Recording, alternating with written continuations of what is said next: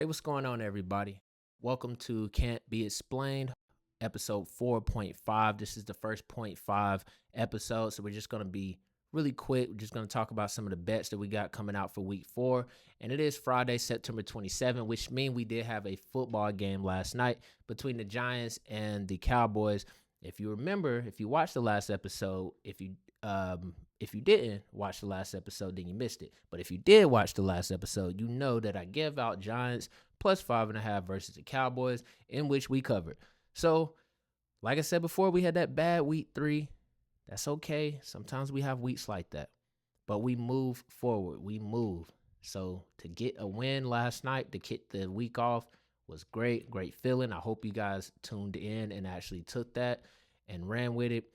Didn't go that well for me on player props. I did have one parlay that was like a 5-legger. Came up one short with the Singletary not scoring, so that was kind of the bummer on that one. But I did hit two other ones. I had CD Lamb for 80 yards and a touchdown, which he cleared that in the first half, and then that kind of cashed for me. And then I had Daniel Jones over his passing yard limit. I think it was 201 or 205, I believe. So yeah, that was good for me. But other than that, we move to the rest of the week. So that's what this episode is about. So let's go ahead and just get right to it. So before I go over actually what I'm going to put in, I do want to talk about my stay away games first. So I have 4 this week and a little bit of the model of kind of how I'm going to do before we even get into that point. So last week I gave out a lot of games. So we gave out over unders, we gave out spreads, we gave out money lines for basically all the games. And for me, I just think it's a lot of work to kind of come to those conclusions on those lines for that many games. And then it leaves you more vulnerable because I'm not being able to get the best points that I would like, the point spreads and the best lines I would like to, because it takes so long to get the work that I'm not getting these plays out until later when the points move. So for moving forward, I think I'm gonna just limit how many I actually give out. Now, I'll still probably bet personally on other stuff, but I'm only gonna give out a handful of them, and then we'll see how we do, see how we like that, and if we don't like that, we'll go back to the other method. But we'll just kind of move as we go. So again, like I said, I want to start with the stay away game. So the first stay away game I have is Browns plus 1.5 versus the Raiders. Mainly because I don't trust either team. I don't think either team is good. Now, where I think the Browns should be a better team than the Ravens, I think they have more to offer defensively. I think they have a better coaching situation going on, but they're coming into the game banged up on offensive line again. Deshaun Watson is still their quarterback, and he still doesn't look good. I think it's about time to kind of come to the conclusion that he's not going to be the guy he was before everything. So they do have Amari Cooper, so that's always good to have him. But it's like when you think they're going to step up, they don't. And so I don't know. Like, I don't know if it's a Deshaun Watson thing. I mean, he definitely is a part of the problem, but other phases of the game, they're not playing well either. So I just don't know if I could trust the Browns. And then the Raiders, I don't think the Raiders is a good team. I think they got a lucky win against the Ravens. They played the Chargers pretty tough week 1, but last week they just kind of laid down to the Panthers. And then now you have Max Crosby as well as Devontae Adams being out this week. And Antonio Pierce, personally, I think he's a little in over his head. He comes to the podium and makes these bold proclamations, and I just don't know if he is the guy that they're going to keep out there for long. I feel like the organization got forced into that because of the players and stuff, but I don't think he was the hire. So we'll see how long that lasts. But yeah, I don't know. If I had to take a side, I'll go Browns. But again, I'm staying away from it, even on my personal slips. Vikings and Green Bay, great game. I think it should be the best game of the week. One of the best games, if not the best, I would say. But I don't want to bet on it because it could go either way for me. I could see Sam Darnold regressing a little bit going on the road against a division rival. Packers do have something going for them. They have a good running game that they can exploit. They have Jordan Love coming back. Now, that's kind of a double-sided coin for me because it's like he's coming back, great, but then also he got to play against Florida's defense, and he hasn't really played this year.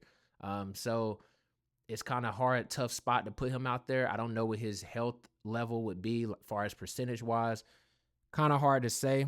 I can see Green Bay, winning the game at home, but I can also see the Vikings winning the game on the road. So I'm gonna stay away from it. I'm just gonna watch it. I think it'll be a great game again. Seahawks plus 3.5 versus Lions is another stay away from me. Seahawks are undefeated. They look really good, but Geno is Geno, and I think he will throw some interceptions at some times. Lions defense hasn't been good, but the Seahawks defense has been good. But they also haven't played a lot of good teams or good quarterbacks yet, so kind of hard to see if they're just playing, not so good teams, or if the defense is really legit. But I like what Mike McDonald is doing out there, and I would lay the 3.5 if I was gonna bet it. But again, it's a stay away for me. And my last stay away is the Colts plus 1.5 versus the Steelers. The Steelers, honestly, like, I just don't know what to make of them. Like, I thought the Chargers would beat them last week, but then we had all the injury situation going on, so I kind of throw that out the window. And then their other two games, they had the Broncos, which, I mean, I feel like they should have won that game. They have a better defense going up against a rookie quarterback. And, Justin Fields has been pretty good. As you see, I am Ohio State fan, so I do want Justin Fields to succeed, but I just don't really know what to make out of them. Week 1, they played Atlanta. Kirk Cousins was hobbled, fresh off the Achilles, not moving in the pocket at all. It's just all their wins to me, they have like an asterisk beside it. So it's, for me, I don't know. I don't know what they really are. I don't think they're that good, but hey, they're 3-0. The Colts defense is banged up so bad, and then Anthony Richardson, I talked about this last pod, so up and down. I mean, he might give you 200 yards passing, but he might give you 2 or 3 interceptions as well, miss a bunch of receivers in the process. But I think if they lean on Jonathan Taylor and he cannot turn the ball over, I think they have a good shot of winning. But again, it's a stay away from me. Mike Tomlin, though, I will point one thing out. He is not as good on the road as a favorite as he is on the road as an underdog. So that is something to watch. Colts are the underdog in this position. So if you're going to do something, I probably would go Colts plus 1, which I think is probably what I'm going to do on my personal slip. But again, I'm not giving that out. That's up to you.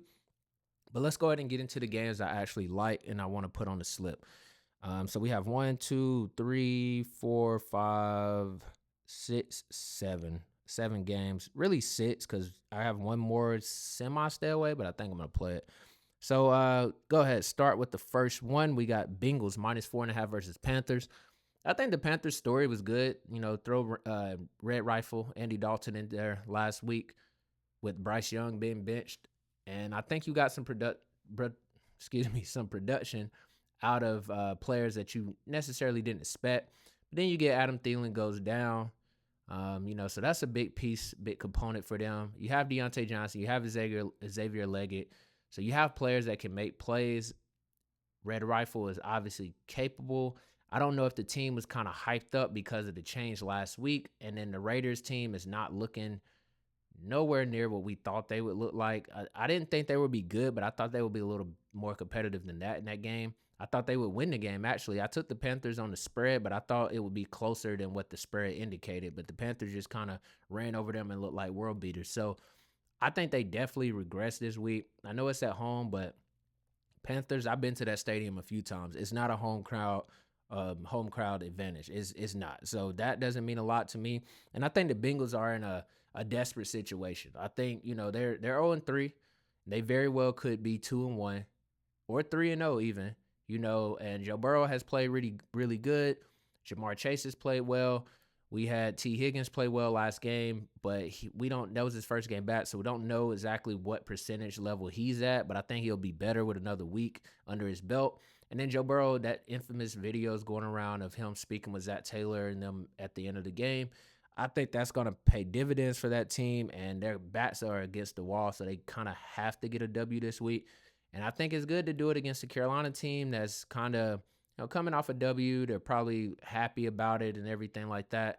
And you kind of come in here in a situation where you're desperate and you come in and get a W. So I can very well see that happening.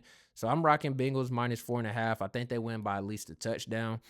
And then we move on to Jets money line versus the Broncos. Again, same sort of situation. I took the Broncos last week at plus 6.5 just because of the Tampa Bay situation with the defense that they were in, and then the kind of the defensive step back that they were going to be looking at as opposed to their first few games that they had. But they did lose Alex Singleton, which is going to be their best linebacker on that team. He's the workhorse of that defense. He gets all the tackles. So that's going to open up a lot in the middle for Breece Hall and Braylon Allen. And I think, Aaron Rodgers has been pretty good this year. Surtain probably will be on Garrett Wilson. I don't know if he'll travel or not, but Garrett Wilson will be kind of under pressure. But I think you have players like Mike Williams getting more reps. He's going to step up. Aaron Rodgers loves Lazard. And I think they found something last week. They're kind of clicking. And I think the Jets defense hasn't been what we thought it was going to be so far this year. And I think this is a good game to bounce back with. Like, you're going to pressure that young quarterback. You're going to confuse him. And I think it's just a tough spot for Knicks to be in once again. And I just think the Jets will come out. I'm not so sure. I mean, the line was 6 and it moved all the way up to 8. I think it's at 7.5 now. And I don't know if I like that line. So I'll go money line with the Jets there. We'll come back to this one because this is the one I might skip. Or actually, no. So here we go. We have Cardinals money line versus Commanders. Cardinals are at home. These are two explosive offenses right now in the last few weeks. I think the Cardinals have the edge though, because they, like, every game they've had, good offensive output, whereas the Commanders did not week 1, and they've had better offensive put out last week against the Giants, and then 2 weeks ago against the Giants. But it wasn't like they scored a lot of points. I think they only scored about 21 points or so, something in that range, 18 to 21, somewhere around that point. And then they had a lot against the Bengals, but again, that was a bad Bengals defense. I think the Cardinals defense is not too much better, but I think it's better because Bengals defense is almost last in the league. I think it's like 30th in the league right now. So I would go with Cardinals right here in this spot. Just think they're at home. The Commanders defense is horrible. Like, they haven't made anybody punt. They haven't made people punt but 2 times in the last 2 games. So that just goes to show that they are giving up a lot of points. Teams are just kind of flaring out in the red zone like the Giants did against them. And then the Bengals, they just couldn't stop anything. And that was like Jaden Daniels' coming out party, but I think he regresses a little bit. I think the team kind of lets down. Cardinals, they lost a game last week against the Lions that they could have been in and could have won the game. However, they kind of shot themselves in the foot a few times. I think they bounced back right here. And I think the Cardinals are actually going to be competing for a wild card spot. So I think this is a big game that goes far into that. So yeah, I'm rocking Cardinals money line in this one. I also like Eagles versus Bucks. Bucks getting 2.5 at home. So Bucks plus 2.5. I like that just because I was kind of reluctant to go against the Eagles because the Eagles have been good for me as far as taking them to win this year or either to cover the spread. But no Devontae Smith and no A.J. Brown. It just limits them so much. Even with A.J. Brown not being out there, it was so limiting for them. They had to do a lot of things over the middle and short, rely on Jalen Hurts' legs a lot more than you would want to. And now you take Smith out of the mix. You're now down to Goddard and Dotson. I don't know how that really shapes out for them. And then, you have Saquon, but now the Bucks can kind of focus in on him. And I know that Bucks secondary has been tore apart. I know it's riddled with injuries, but I would say that they would get some players back. They have met this same team in the playoffs last year, and they are familiar with them. With Todd Bowles been there for so long, so I think he will be able to scheme up something for Hurts. Hurts has been turning the ball over left and right, so I think in that game right there, if the Bucks are at home, they get in 2.5. I would go Bucks plus 2.5 in this spot. Vita Vea is supposed to come back this week, so that would be some great defensive help there on that side of the ball. And I just think the Eagles are just too limited on offense to be able to take advantage of the Bucks' defensive injuries right now at this point. Other game I really like is Saints versus Falcons minus 2.5. Falcons are minus 2.5 in this game. I think Saints offense is super banged up right now. They have about 3 offensive linemen who potentially will not play in this game, maybe even more. Kamara is limited. He's on the injury report, so he's questionable, and they're leaning to him not playing. it's just a lot of injuries out there. I think with those injuries, you're going to put Derek Carr in a position to have to be the guy. And I don't think he's his best when he is the guy. So I just can't not back Derek Carr in this spot. And I didn't think the Saints were going to be good. And they surprised me in the first 2 weeks. And then they kind of came back down to earth when they played the Eagles. And I think the Eagles ran the ball a lot on them, and they did a lot of short passing. And that's what the Falcons are going to do. And I just don't see the Saints having offensive power in this one to be able to keep up. I don't think the defense is just going to give up so much to the Falcons, but I just don't think that they'll have the offense to keep up with what the Falcons are going to do. And Kirk Cousins is pretty good in these kind of spots. So they definitely need this win if they're going to want to continue to drive for that playoff spot. And I think they will do it. I think they'll pull it off. I think they'll win the game by at least 3 points. So I like that there.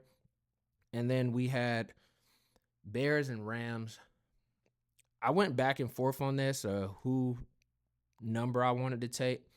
But I think I'm going to go Rams +3. And here's why. I think that the Bears are fully capable of winning the game, right? But I don't think if they win the game, it will be by more than 3 points. So then the Rams would still cover the spread. But I also could see the Rams winning the game. And the big reasons why is because the two biggest things that you need in a game most of the time are who has the better quarterback, who has the better coach. And that is the Rams by a mile. So in my opinion, that's the team you bet on. You have a rookie quarterback who I think has gotten better each week, but I don't think he is where we thought he would be at this point. And I don't think this is the week for him to just grow, mainly, and I talked about this on the last pod, mainly because of the coaching. I just don't trust the coaches to get everything out of him. Now, will they get wins throughout the season? Yes. But I just think in this spot, you're at home. You're been in the media. You talked about so much. You're having people your OC come out and saying it's on him. He needs to go do this. You're going to experiment with this running game, a different running back.